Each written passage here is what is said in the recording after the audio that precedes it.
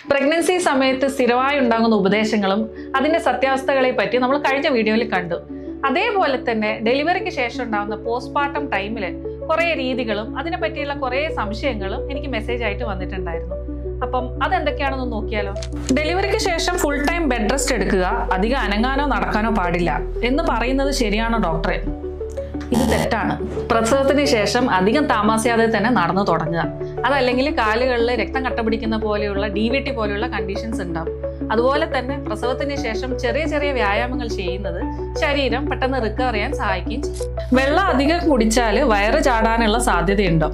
ഇത് നമ്മളെ നാട്ടിലെ ആൾക്കാർ സ്ഥിരമായിട്ട് ചെയ്യുന്ന ഒരു തെറ്റായ രീതിയാണ്. വെള്ളം കുടിക്കുന്നത് കുറഞ്ഞു കഴിഞ്ഞാൽ മൂത്രത്തിൽ പഴുപ്പുണ്ടാകുക, കോൺസ്റ്റിപ്പേഷന്, ഡീഹൈഡ്രേഷൻ ഇതുപോലെയുള്ള പ്രശ്നങ്ങൾ ഉണ്ടാവും. വെള്ളം നന്നായി കുടിച്ചാലും അമ്മയ്ക്ക് ഉണ്ടാകുന്ന ക്ഷീണം കുറയുകയും ചെയ്യും, മുലപ്പാൽ നന്നായി ഉണ്ടാവുകയും ചെയ്യും.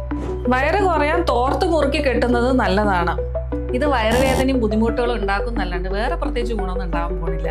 വയറിലെ കൊഴുപ്പ് കുറയ്ക്കാനാണെങ്കിൽ ഭക്ഷണം ക്രമീകരിക്കുക, ഡോക്ടറുടെ നിർദ്ദേശപ്രകാരമുള്ള വ്യായാമങ്ങൾ ചെയ്താൽ മതി. ഉള്ളിയും ശർക്കരയും ചേർത്ത ലേഹ്യങ്ങൾ, ചോറ് നല്ല നെയ്യൊഴിച്ച് സ്ഥിരമായി കഴിക്കുന്നത് ആരോഗ്യം മെച്ചപ്പെടുത്താൻ ഗുണം ചെയ്യുമോ?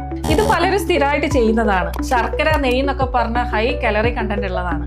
ഇത് കൂടുതലായിട്ട് കഴിക്കുന്നത് കൊണ്ട് ശരീരഭാരം കൂടും. കൂടാതെ ഗ്യാസ് ട്രബിള്, വയറ്റിന് പോകാനുള്ള ബുദ്ധിമുട്ടുകൾ, ഇങ്ങനെയുള്ള പ്രശ്നങ്ങൾ ഉണ്ടാവുകയാണ് ചെയ്യുക. ഈ പോസ്റ്റ്മോർട്ടം പീരീഡ് എന്ന് പറയുന്നത് വളരെയധികം ശ്രദ്ധ കൊടുക്കേണ്ടുന്ന ഒരു സമയമാണ്. അമ്മ ആരോഗ്യത്തോടുകൂടിയും സന്തോഷത്തോടും കൂടി ഇരുന്നാൽ മാത്രമേ കുഞ്ഞിനെ നന്നായി പരിചരിക്കാൻ പറ്റുകയുള്ളൂ.